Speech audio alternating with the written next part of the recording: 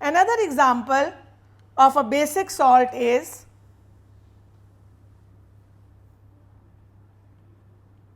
the sodium carbonate and sodium bicarbonate.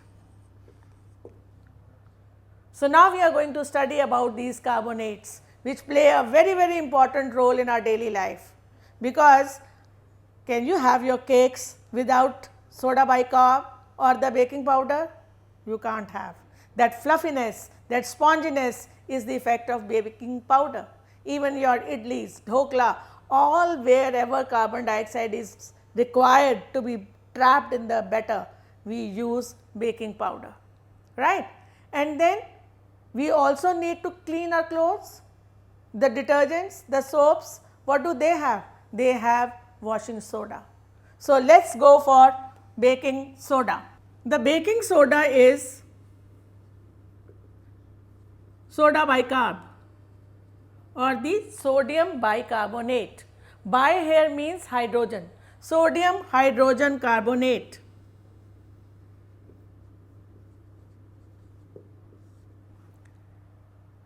This is formed by the action of carbonic acid and sodium hydroxide.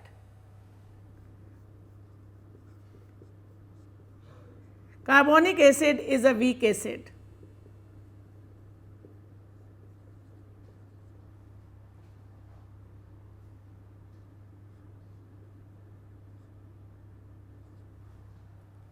Now, this baking soda has many uses. Some of the uses are, it is used in making baking powder,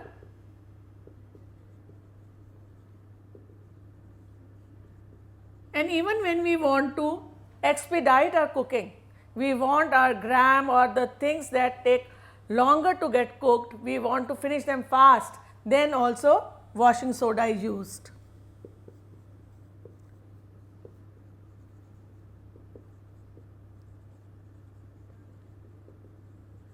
Now, because it is a basic salt, so it is also used as antacid. So, wherever we need, whether it is a sting by the honey bee or it is the nettle plant or it is acidity, you can use soda bicarb as an instant relief. So, soda bicarb or the sodium hydrogen carbonate has a very important role in our life. Commercially, soda bicarb is prepared from salt. So, you can take NaCl plus CO2 plus H2O and ammonia.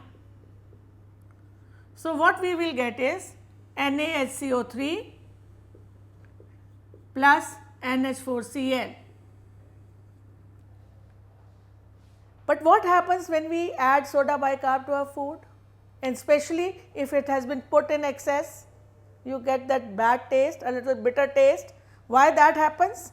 Because whenever NaHCO3 is heated,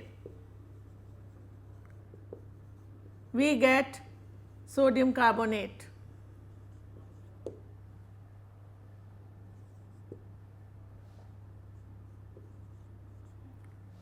And carbon dioxide is released. The advantage is that this carbon dioxide gets trapped in the batter, and that is how your cakes become spongy and dhoklas and idlis and what not. But if it is in excess, then excessive sodium carbonate gets formed and that spoils the taste.